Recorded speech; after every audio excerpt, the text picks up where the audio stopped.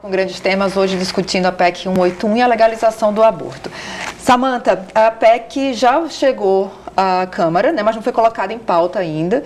Inclusive, o presidente Rodrigo Maia tem dado entrevistas dizendo que não vai colocar, o texto não vai passar desse jeito, enfim. Quais são agora os próximos passos, né? Como é que é essa tramitação? E há possibilidades ainda de modificar? Quem pode modificar esse texto ainda? Bom, ela foi votada na comissão especial, então o próximo passo natural seria ir para plenário, né? Como você mesma comentou, o presidente da Câmara, Rodrigo Maia, falou que não iria pautar a questão, ou seja, não ia levar a plenário para votação. Aí significa o quê? Significa que, se não for para plenário, a votação final da PEC não vai acontecer, pelo menos não nesse momento. Certo. Significa que nós temos que ficar em alerta. Exato. Okay. Sempre. Normalmente, essas pautas mais polêmicas, elas entram no quando menos se espera, né? Tem algum outro fato que chama mais atenção. Ou então usa isso como barganha política, né, ano eleitoral, né, ano que vem. Então, assim, historicamente, quando vamos olhar as últimas eleições presidenciais, os direitos das minorias são muito utilizados como moeda de troca, né, para conseguir alguns favores políticos e lucrar politicamente sobre isso. Então, é possível que essa proposta seja utilizada dessa forma. Uma vez que passe para plenário, né, se o presidente pautar essa questão e passe para plenário, como se trata de uma proposta de emenda constitucional, então o quórum para votação ele é mais alto do que seria se fosse uma lei ordinária. Então, no caso, teria que haver a aprovação por 3/5, né, dos parlamentares na Câmara dos Deputados em 2 turnos de votação. E se fosse votada aprovada, né, voltaria para o Senado, se tiver alguma modificação, volta para o Senado vota mesmo quórum, e aí a PEC seria... Em 2 turnos também? Em 2 turnos também, e aí a PEC entraria em vigor, e aí faria essas modificações pontuais na Constituição, mas que tem uma série de repercussões na legislação infraconstitucional. Então, na prática, se essa PEC passar, ela já prepara um terreno para realmente a gente entrar num clube seleto de países com as legislações mais restritivas no mundo. Aí a gente vai impedir qualquer possibilidade de interrupção voluntária da gravidez, mesmo em caso de risco de morte, automaticamente de estupro. Já revoga a... Não automaticamente, ela só prepara, né? Ela já coloca um fundamento constitucional para que se mude a legislação penal posteriormente. Né? E aí seria uma consequência lógica, né? Seria retirar aquelas excludentes de ilicitude, né? Como a gente chama, que estão previstas no Código Penal, e também cairia a decisão do STF, né? Em casos de anencefalia. Né? Exatamente. E isso tem outras repercussões. No caso, que as pesquisas, né, com células-troncos, né, que já é algo... avançado, né? Algo permitido no Brasil, né, fruto de muita luta também do meio científico, também barraria essas pesquisas, né, de célula-tronco, e também abortos espontâneos, né, e abrir brecha para esses abortos espontâneos que as mulheres têm, eles sejam investigados, né, que eles já são investigados, os abortos, quando chega no hospital uma mulher para fazer uma curetagem pós-aborto, pós-abortamento, ela já é vítima, né, de um estigma social, ela já é discriminada dentro dessa instituição hospitalar. Então, ela foi um hospital público, né? Com certeza. Nas ela periferias, também já está vulnerável a ser investigada e ser criminalizada. E também vale a pena, assim, é importante frisar que é um projeto, essa mudança na Constituição, ela representa também um projeto racista, porque no Brasil já teve várias reportagens, né, com inclusive mulheres famosas, mulheres de destaque nacional, atrizes, cantoras, declarando, né, testemunhando a prática de aborto em suas vidas. Então, está claro no país que as mulheres de classe média, as mulheres privilegiadas, elas abortam sem ter esse estigma social, essa criminalização.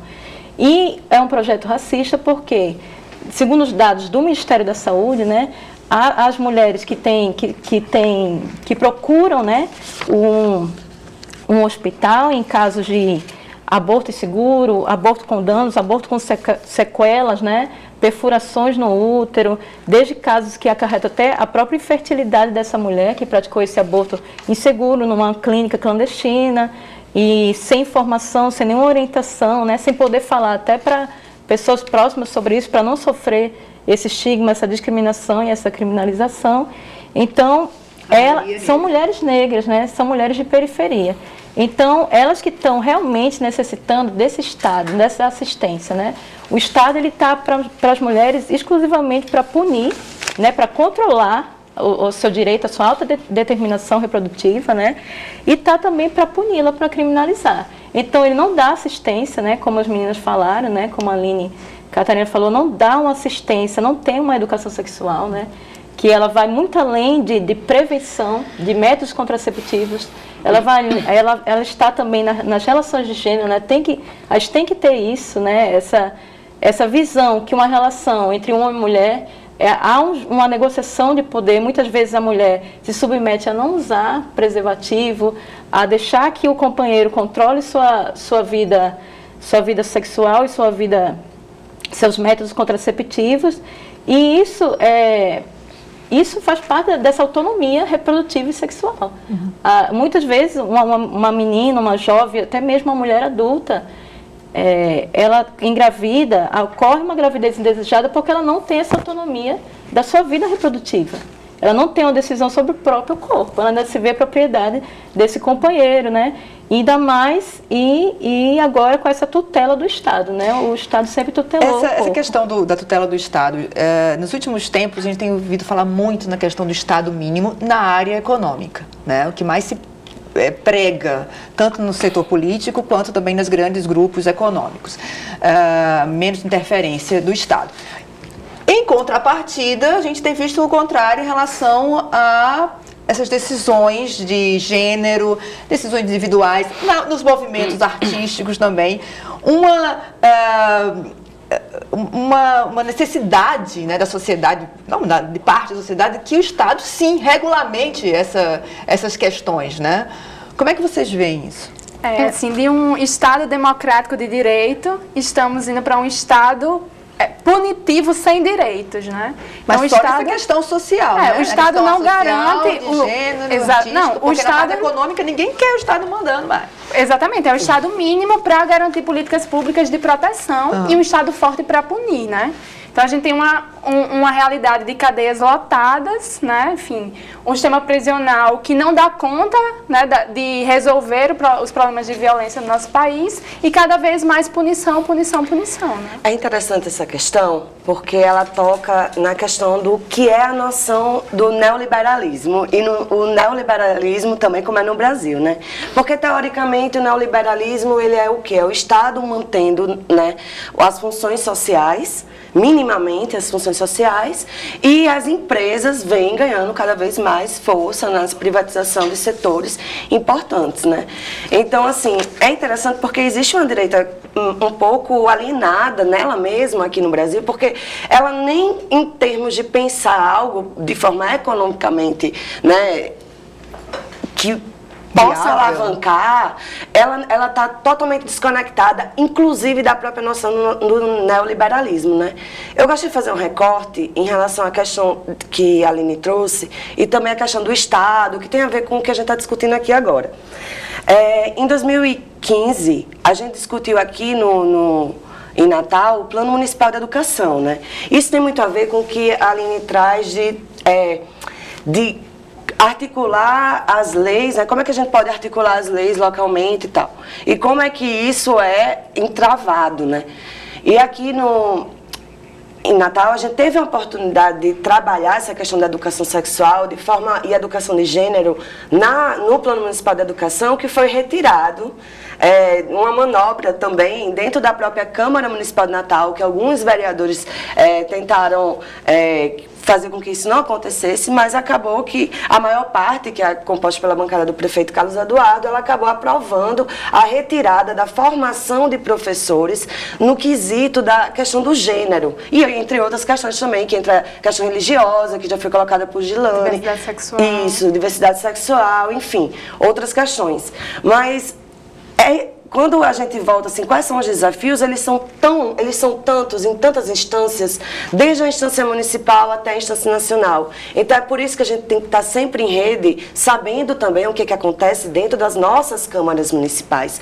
Porque isso vai fazer com que também simule, né, esse plano nacional aqui. Então, a gente tem que traçar com muito cuidado o que está sendo feito em relação à saúde, em relação à educação, em relação a essas questões do ponto de vista local. Né? Na verdade, é paradoxal, porque se aqueles que são defensores da criminalização do aborto realmente estão preocupados com a vida, né, do nascituro e tudo, eles deveriam ser os primeiros a defender a educação sexual nas escolas, porque se você tem acesso a métodos contraceptivos e educação sexual, né, e acesso à saúde sexual e reprodutiva, os níveis de gravidez, né, indesejadas caem. Assim, os dados demonstram isso. As doenças sexualmente Exato, mas transmissíveis, assim, se os níveis de gravidez indesejadas caem, os abortos também caem, entendeu? Então, é um pouco paradoxal isso, né? E é né? tão engraçado, né? Porque a maior parte das pessoas que falam contra o aborto é a mesma pessoa que fala do bandido bom é o bandido morto, né? Isso. A gente sempre faz essa vida, analogia, né? porque, vida, nossa, é muito contraditório. Isso não é paradoxal, isso é contraditório mesmo, assim. Isso é muito tenso. Gente, tem mais uma pergunta. A Aline Anúzia, ela quer saber como fica a saúde psicológica de uma mulher que pode se tornar obrigada a ter uma gestação traumática. Do ponto de vista jurídico, já tem posicionamentos assim, da ONU, inclusive do Sistema Universal de Proteção de Direitos Humanos, que já qualifica essa questão do aborto, né, aliás, da negação do acesso, né, à interrupção da gravidez, como uma forma de tortura mesmo. Uma forma de tortura psicológica. Né? Não, mas em qualquer Também. caso, assim, a negação do acesso a esse direito, que é um direito sexual e direito reprodutivo, na verdade faz com que uma mulher geste, utilize seu corpo como instrumento, né, para um projeto de vida alheio, que não é o seu. Então, assim, é uma manifestação das mais contundentes da instrumentalização de um ser humano. Eu particularmente acho muito engraçado quando eu escuto muitos juristas, né, defender a criminalização do aborto, porque são os mesmos juristas que muitas vezes, quando vão falar de direitos fundamentais, de teoria geral de direitos fundamentais, sempre pegam a máxima kantiana de que o homem, né, o ser humano, é um fim em si mesmo, né, nunca pode ser instrumentalizado para fins alheios. E, na verdade, a gente faz isso com nossas mulheres. A gente instrumentaliza o corpo delas para fins alheios. É uma incubadora a serviço da sociedade, né, a serviço do Estado. Eu acho que a legislação penal hoje, ela diz muitas coisas, além do que está ali escrito. Eu acho que quando a gente começou o nosso debate, você falou de maternidade compulsória. É bem isso mesmo. O legislador hoje está sinalizando para a sociedade brasileira que a maternidade compulsória é um valor jurídico a ser protegido. Né? Então, sinaliza também um estereótipo de que a gravidez é um destino da mulher, e um destino inescapável, e se você tentar escapar dele, a mão pesada do Estado vai cair sobre sua vida. E também acaba reforçando o estereótipo de que as mulheres são irresponsáveis no momento em que tomam decisões reprodutivas. Então, é o estereótipo da prostituta, né, que aborta sistematicamente, ou então o estereótipo da adolescente de sexualidade frívola, né, que também aborta sistematicamente. E essa mesma pesquisa nacional do aborto, na verdade, construiu um novo perfil da mulher brasileira que aborta, que é esse, é de todas as classes, é uma mulher católica, é uma mulher que já tem filhos, é uma mulher casada. Então, assim, desconstrói todos os mitos que a gente tem quando a gente pensa na mulher que aborta no Brasil. Na verdade, é uma realidade, assim, endêmica mesmo, faz parte da vida das mulheres e com ou sem criminalização, abortos vão continuar existindo. A única diferença é que sem a criminalização, a vida das mulheres vão ser muito mais seguras, elas vão ter, em tese, acesso a um serviço de aborto legal, né, que isso faz toda a diferença. E essa política, né, como a Samanta estava falando, ela associa a sexualidade dos corpos femininos à reprodução, né? Essa mulher não tem o direito de viver livremente, sem coerção, sem violência, essa sexualidade, a não ser ligada à reprodução. Quando é reprodução, o Estado controla, o Estado trata, né? Ele cuida, na verdade ele controla. E ele não dá nenhuma assistência a essa mulher, a essa jovem, essa mulher adulta, de viver sua sexualidade de forma saudável, com informação, com segurança e com decisões reprodutivas, né? De querer saber o momento certo de ter ou não um filho, né? De forma emancipatória, né? E muitas Uma vezes experiência emancipatória. E também muitas vezes se usa o contra-argumento de então coloque para adoção. o seu filho, né? Na verdade, isso é uma dupla violação. Eu acho que acaba demonstrando a sua ignorância, na verdade, em não saber como é que é a vida de muitas crianças e adolescentes que estão hoje em unidades de acolhimento, né? como se todas essas crianças e adolescentes tivessem as mesmas oportunidades de encontrarem famílias, né? Que queiram, né, albergá-las, que não é verdade. Então, os dados hoje do CNJ, do Conselho Nacional de Justiça, do Cadastro Nacional de Adoção, por exemplo, diz que apenas 52% dos pretendentes à adoção desejam ter um filho negro.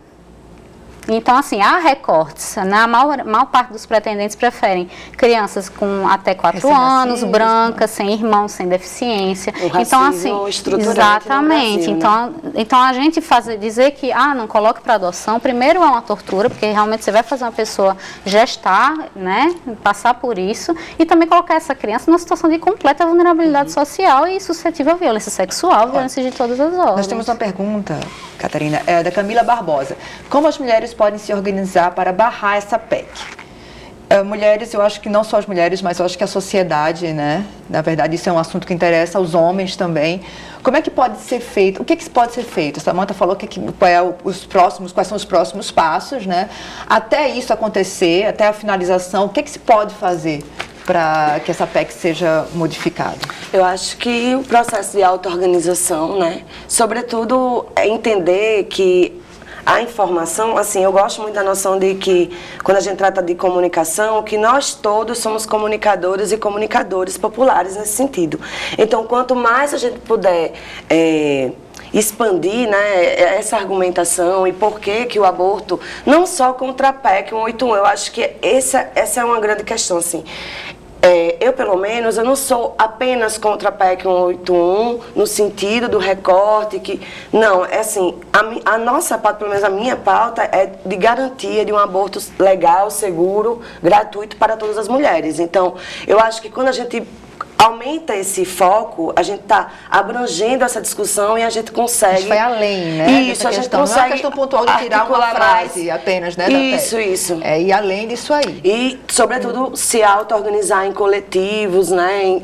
Entre mulheres e também, acho que os homens, eles têm, quando você fala assim, sociedade, a gente pensa muito assim na questão do homem, porque é muito difícil, né? O homem, ele é muito protagonista sempre, ele nunca nasceu, né? Enfim, então ele nunca consegue ficar muito calado. Então, um recado seria falar entre os próprios amigos também, né? Criar grupos que possam apoiar, principalmente o direito à mulher, o direito reprodutivo, o direito de controle mesmo da saúde sexual, da saúde reprodutiva. Isso é importante, né? Eu tenho aqui uns números, umas informações, inclusive da ONU, né? As agências das Nações Unidas, aqui no Brasil, se manifestaram agora, no ano passado, com a preocupação com a eventual aprovação da PEC, que, segundo essas instituições, em seus termos atuais, acarretará em maior risco para a saúde de mulheres e meninas. As agências da ONU lembram que, de acordo com relatores do Conselho de Direitos Humanos das Nações Unidas, a negação de serviços de abortamento, nos casos já previstos em lei, pode colocar em risco a saúde física e mental das mulheres e meninas. Essa pressão internacional também pode fazer uma diferença? Tem feito, né? Que, na verdade, assim, desde os anos 80, o movimento de mulheres, o movimento feminista, ele tem lutado contra esses ataques, né? Porque o direito foi conquistado, mas ele precisa ser efetivado, precisa ser garantido, né? E a história é muito cíclica, né? Nos anos 80, existia um programa, né? Uma política pública de atendimento integral que abrangia, né? Tudo que foi conversado aqui, que era o direito à saúde integral, o direito a uma vida sexual com liberdade, sem coerção e sem violência, uma assistência integral à saúde da mulher como um todo, não só a saúde reprodutiva, uma saúde sexual e reprodutiva. E esse programa foi monitorado, né, através dos movimentos feministas, até por uma prática que se chama advocacy. Eu não sei que Samantha pode explicar melhor depois, que é esse monitoramento, a atuação das feministas junto ao Congresso, junto ao Senado, de pressão e de monitoramento dessas políticas. E esse programa, ao longo dos anos 90, ele foi extinto, né? E então, assim, desde a década de 80, essa pauta, né, de autonomia reprodutiva, autonomia sexual da mulher, né, meu corpo, minhas regras, ela está sendo uma bandeira importante do movimento feminista. E hoje, mais que nunca, nacionalmente, as mulheres têm se auto-organizado, elas têm se olhado mais e têm se encontrado um reconhecimento e o reconhecimento mútuo da importância de lutar, né? Porque, na verdade, como eu me lembrei muito dessa coisa de nós por nós, né? É uma pauta que envolve o nosso corpo, né? Não são homens, não são outros grupos que vão lutar por essa pauta. E, felizmente, o corpo das mulheres, né? A vida das mulheres não importa para muitos movimentos sociais, inclusive, né? E muitos grupos sociais, né? A vida das mulheres, ela tem muito, o feminismo está muito atuando nesse fronte, né, da vida das minorias políticas, né, dessa coisa dos direitos, os direitos humanos. E é uma coisa que está acontecendo já, né? Além de barrar esses retrocessos institucionais, há uma rede, na América Latina existe essa rede, né, e no Brasil também existe uma rede muito grande de troca de informação, de apoio e de resistência a essa criminalização. Né? Nós não vamos deixar as mulheres desamparadas nessa coisa de decidir sobre o próprio corpo, de decidir sobre não ter um filho, né? Decidir sobre o seu próprio sistema, né? Sistema reprodutivo. Então, há essa rede de resistência, de apoio mútuo e de troca de informações para resistir a essa criminalização, para não sermos criminalizadas, para continuarmos vivas e para nos ajudar mutuamente. Tem uma filósofa feminista, né, Simone de Beauvoir, que ela fala que basta uma crise política, econômico-religiosa para os direitos das mulheres serem questionados, né? E que por isso precisamos estar sempre vigilantes, né? Que foi a palavra que Catarina usou. E estamos vigilantes, estamos organizadas, estamos resistindo, né? Tivemos um 28 de setembro, que marca o dia de luta pela legalização do aborto, né? Por um aborto legal, seguro e gratuito para todas as mulheres e para os homens trans, né? Com atos e manifestações em todo o país. Tivemos agora ações e reações, né, de mulheres em todo o país contra essa PEC que está sendo votada, né, e esse retrocesso de direitos. Temos diversas organizações, frentes pela legalização do aborto, frentes feministas, coletivos, movimentos sociais que estão lutando pelo direito das mulheres, né? E é esse chamado, acho que a gente, né, quando a gente vem para esses espaços e faz esses debates, é esse chamado, né? Precisamos crescer, nos fortalecer para enfrentar esse cerco aos nossos direitos, né? Somente com a luta política, somente com a organização política e a auto-organização das mulheres a gente vai conseguir avançar, né? E aí chamamos, né, todas as mulheres e os homens sérios e justos desse país, né, a lutar com a gente, né, pela legalização do aborto, pelo direito das mulheres. Né? Acho que essa é a grande questão que a gente traz hoje aqui, né? Nada sobre nós sem nós, no fim das contas. É a questão do respeito ao não também, né? A mulher tem o direito de dizer não na relação sexual. Passa por aí também a questão do estupro, que resulta muitas vezes na gravidez. E nessa casa do estupro, essa pauta também é uma pauta a favor da infância e juventude, porque, de acordo com os dados do IPE de 2014, 70% das vítimas de estupro no Brasil hoje são crianças e adolescentes. Né? Então a gente também está falando da vida delas. Exatamente, eu acho que é muito importante a gente colocar esses dados empíricos aqui sobre a mesa, porque a gente tem que também ter uma noção muito concreta daquilo que a gente está defendendo. Então, se você está defendendo a continuação de uma legislação criminalizante, essas são as repercussões. Muitas crianças e adolescentes, né, com essa PEC, podem ser levadas a gestar, e muitas vezes elas não têm nem constituição biológica para fazer isso, levadas a gestar até o final, é um risco de vida que também não vai ser mais hipótese para um aborto legal. Então, realmente é uma forma de deixar a margem, né? E condenar essas meninas, né? Exato. E uma coisa que eu queria novamente ressaltar, me lembrei também pela tua fala, a questão de que a pesquisa do aborto 2016, ela é baseada na metodologia diurna, então, portanto, ela, para fazer essa comparativa com a de 2010, esse recorte, essa amostra das mulheres, foram apenas mulheres alfabetizadas. Então, imagine a quantidade e outra, a amostra, ela se concentra na taxa de mulheres de 18 a 39 anos. Então, imagina quantas crianças tiveram que fazer. E a questão do estupro, também é importante ressaltar que o estupro também é algo a ser discutível, né? Quando a gente está falando de um estupro, não é só o estupro, tipo, eu estava na rua por ser inseguro, por estarmos numa sociedade machista, já fui estuprada. Não, o meu companheiro, ele pode me estuprar se eu não quiser fazer o ato sexual e ele insistisse, é um estupro. Então, olha só a complexidade da pauta que a gente está lidando para a gente resumir a uma PEC, né, um 81 discutível ali entre o Congresso que não está nem um pouco preparado para isso e muito menos, né, golpista ainda mais. Na verdade, as intenções são completamente diversas, né? Não tem nada a ver com a maternidade estendida, a licença maternidade estendida no caso de crianças prematuras, porque não precisaria ter modificado os artigos da Constituição para garantir essa extensão, né? Então, é claro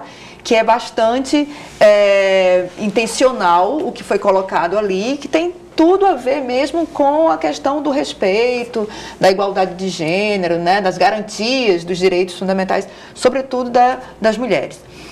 Queria agradecer muito a participação de vocês, Catarina Santos, Samantha Nagli, Girlane Machado e Aline Macedo, muito obrigada pela participação aqui, por todos esses esclarecimentos, essas informações, os números. E eu queria dizer que é uma luta permanente, né? Assim, não se esgota aqui, não vai se esgotar na PEC 181. Talvez seja eterna, né? Assim, essa busca por direitos, né? Não só mulheres, mas de uma forma geral o ser humano que está colocado em categorias, em situações marginalizadas, discriminadas, que não são protagonistas, né? Muito obrigada pela participação de todos vocês. Obrigada. E o Grande Temas também está no Facebook, fique sabendo por lá o tema dos próximos programas, quem serão nossos convidados para o debate e assista ou reveja os programas que já foram lá, aqui na TVU. Você também pode enviar sugestões de temas, então curte lá a nossa fanpage. Muito obrigada por você ter acompanhado a nossa discussão de hoje. Até a próxima segunda.